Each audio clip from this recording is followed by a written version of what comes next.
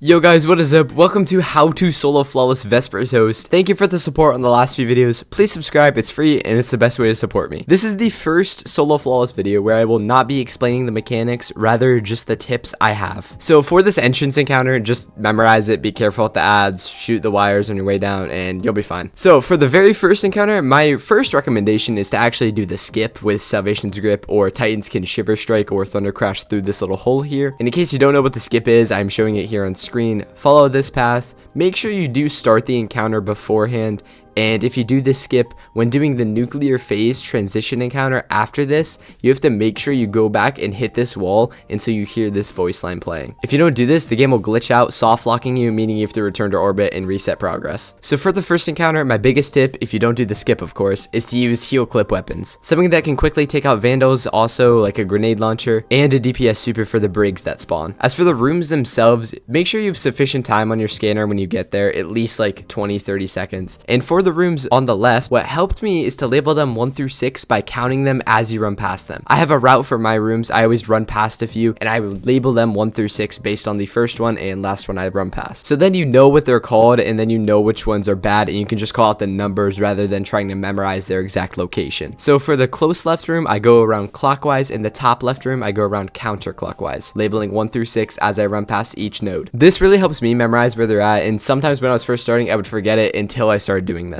Other than that, kill the shanks before they slow you, and kill the vandals, of course. For the brig, you guys need to kill it ASAP. It drops the nuclear core timer, and it actually does like sufficient damage to you. Also, when you break its front plate, if you're using a grenade launcher, be very careful, because that plate can fly towards you, and you can explode yourself with your grenade launcher. As for the right side room, I do not have any labels for these, but you can probably make a route and label them 1 through 6 as well. But personally, this room, I just remember by left door or left wall bad or something like that. And remember, you can always type it in chat or just simply remember it. As for the transition phase, I'm assuming you guys know the mechanics, of course, and some people don't know you can still run through this wall I'm showing right here on the screen before the 5th bomb plant. This speeds it up a bit and helps with conserving power, and you won't have to worry about it. As long as you have 1 charge, you will be fine. So on to Raneiks here. Raneiks is actually engraved into my memory. Now for Raneiks, the War Priest spawns based off of how many yellow bar marauders you kill, so keep that in mind. And as for the shank room, where most people struggle on this, you need to have a route for them, and I normally toss a tangle grenade in the middle, maybe shoot a lost signal shot somewhere, and then shoot the 2 on the left side, working my way to the right. Any nade here will be fine, just slow or kill the ones that spawn closest. There are 6 total, so you can always remember how many you have left based off of that. As for suppressor itself, please remember this throughout the entire encounter. When you blow up suppressor, it does damage to yourself. I didn't know this until like I died to it. So you can place it where I do here, or you can place it through the box on the right in this clip. Either one works, and I just did it my way because I was comfortable with it, but if you want to do any other way, it should be fine. Just be very careful of his bombs and his sucky suck mech. As for the actual Raneixes themselves, if you can't see the glow, look for the orange dots in his face of the Raneix clones, and you should be fine there. As for DPS options, I would recommend Titans to use Synthos and Glacial Quake for a guaranteed 3-phase. Hunters and Warlocks both use Wardcliff Coil. Hunters use Silence and Squall with Radiant Dance Machines, and Warlocks run basically the same thing but with Rain of Fire boots instead, and maybe even Song of Flame for ignitions. If not, you can use Needlestorm or Nova Bomb for a super, but stick to the Wardcliff of course. And I know Tommy's matchbook can go crazy with ignitions here, but I'm not too sure how consistent it is, so just do whatever you feel comfortable with. Also for this, the DPS phase starts as soon as he starts breaking apart, as soon as you split that clone from him. And also don't worry about suppressor, it goes away afterwards. And I didn't mention this, but type numbers into chat so you can remember them when you're up top. Put your ego aside for a bit, don't assume you can remember them, just type them into chat, it'll make your life easier. Also make sure you don't get soft lock at the end by doing too much damage before the DPS phase ends, otherwise you should be fine in this encounter, it's not too hard. Onto the second transition here, whip out a bouncy GL and a sword. Follow this route you see on screen to skip the brig and not risk getting shot by him. Also shout out to my community member Clayton for showing me this one. I love Vex Mythoclast and you do too. I'm sure there's more you can skip here, but that's all I really know, otherwise just proceed as normal. Also shoot the red tripwires, put your ego aside, just shoot them.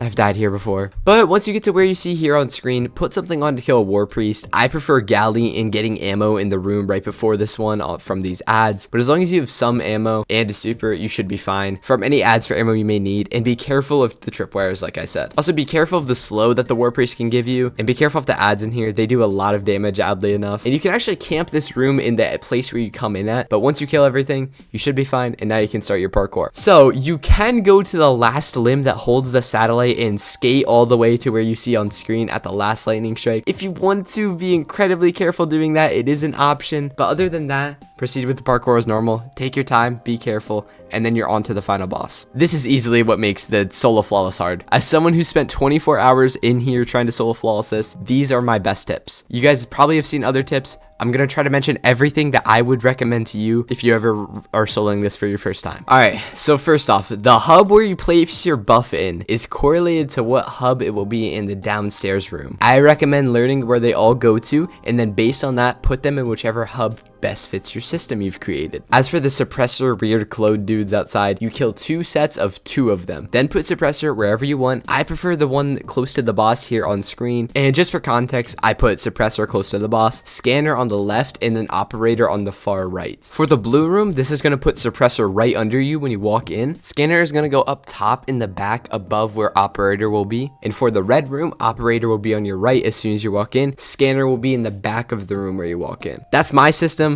but you can have your own. That's just what I do personally. I highly recommend you learn where all those lead to. And moving on back upstairs though, be careful of what hub you put the buff into. Just memorize where it is and watch out for the ads. The marauders that do solar damage hurt a lot. You need 3 arc resistance for this because of the boss doing infinite arc damage. So just kill those marauders ASAP. And on this point, for weapons, this is kind of an interesting topic. I guarantee you guys have seen so many builds. I have my build linked in the description and in the pinned comment, but I used Heal Clip, which I highly recommend, with a weekend GL like Lost Signal to help with Prismatic, and Anarchy as my DPS weapon. There are insane amounts of DPS options here. GLs, Rockets, Consecration alone, Strand Melee Grapple with Navigator, Whisper, Outbreak, so many more, dude. But for solo, I recommend either Leviathan's Breath, Anarchy, or Grand Overture.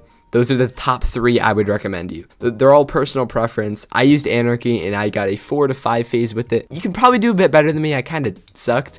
For supers, DPS supers for sure. Nova Bomb, Song of Flame for damage resistance if you'd like. Titans, use Thunder Crash with Kirisa Falling Star, or Loreley's with Titan Bonk build is also amazing here for sunspots and cheese spots. In the barricade castings, it goes crazy. You can sit on the back left wall above the door and spam rally barricades to do this effectively. And as for hunters, Celestial Golden Gun, I mean, you guys know. There are countless builds here. You can probably run whatever you're comfortable with. Just make sure it does sufficient damage. I will speak more on the DPS phase later, but back to the first part. So, kill marauders, worry about the mechanic. Also, make sure you have heavy ammo finder on your helmet, and if you can, put it on your primary weapon too. You absolutely burn through heavy ammo in this, so try to farm it for your next DPS phases. Be careful of what you shoot, and remember to watch out for the red lights. Just know which way you're going, and put operator in a hub before you drop down. I've done that before, I don't want to talk about it. Once you're down here, typically the last panel you shoot is going to be the panel that you can shoot from wherever you're putting operator in. Immediately run over, grab scanner after this, and then scan them for your first nuclear core. And for your first nuclear core, you need to put scanner back into the hub. For the second room, you can just grab it and then wipe the buff from yourself by going inside. It spawns back upstairs as soon as the DPS phase is over. If you need to wipe scanner from yourself and prevent yourself from dying, you can do that. Just know that the Vandal with scanner will spawn on the other room on the opposite side. Alright, now for the rooms themselves. In the red room, you can hide pretty much anywhere in the corners until the clones spawn. Also, the middle arm, you can literally sit on that and the boss cannot hit you. But as for the blue room, you have a lot more cover. You should be fine just running around wherever here. But please remember which ones you have and haven't scanned. Watch radiation stacks, watch your sector timer, and now onto the DPS phase. So for this DPS phase, I'm sure you guys have heard so much about this, but I think everything is kind of scripted in a way. I'm sure you guys know about the cheese spots. You can still partially do them, but you have a lot lower survivability since everything is shooting you, not 2 other teammates. At the start, the lightning will stay away from the boss plate for a little, but be careful. Don't ever limit test the lightning. Just dodge it. Don't play around with it. And for this DPS phase, kill the clones as you need. Only the ones that shoot at you should be the threats. Also, kill the glowing clone that spawns the nuclear bomb, of course. Do that too. He's important to kill. Also, the lightning, focus on it. Not DPS. Focus on lightning. There is a lightning strike that follows you around, kind of. It's scripted onto where you are, so watch out for that. And the aftershock of the lightning does not kill you, but it does do decent amounts of damage, so take your time. Hunters use invis here. Warlocks, you guys have speaker sight, rifts, healing grenades. Titans use consecration for melee heals and barricade. And when the nuclear core clone spawns, there will be lightning that covers in a H shape of the field. Okay, so to further explain what I mean by this H shape, it's not always an H, but when the glowing clone clones spawn, you're gonna have lightning strikes in the general shape of an H. It will be something like this is the most common one that I see. See how it has 3 on the outside and then 1 in the middle? But as well as this, you can have this variation where there's one like that. You can have one up here. There's just always going to be, think about it like a tic-tac-toe board. The lightning only has about 9 or 12 places to spawn. I actually don't remember. But during when the clone spawns, it can only actually fill up 7 of these squares. There will always be at least 2 that are open.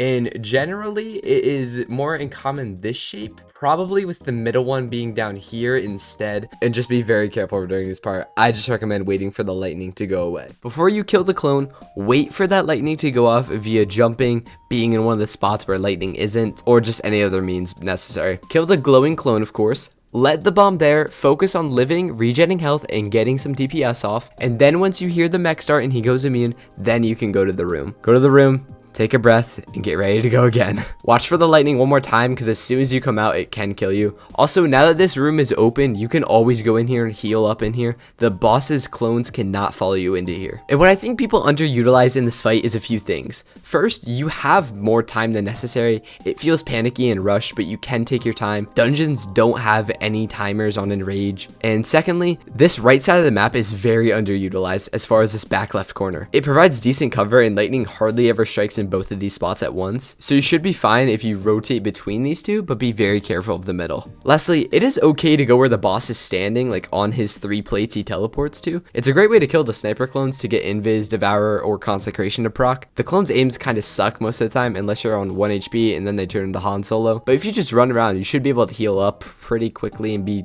kind of okay. Honestly, the hardest part of this is micromanaging the arc damage with the lightning, so it may take a few tries, but once you kind of get the hang of it, I think you'll be able to solo flawless it pretty easy. Honestly, I wish I could say more, but a lot of this is kind of a playstyle and a feel thing. The more practice, the better. These are kind of just some tips I have. If you get the hang of it, it shouldn't really be too bad. I hope this video helped you guys even a little bit. Thank you so much for all the support. Please subscribe if it does help. I love you guys. Please subscribe for more, and I'll see you in the next one.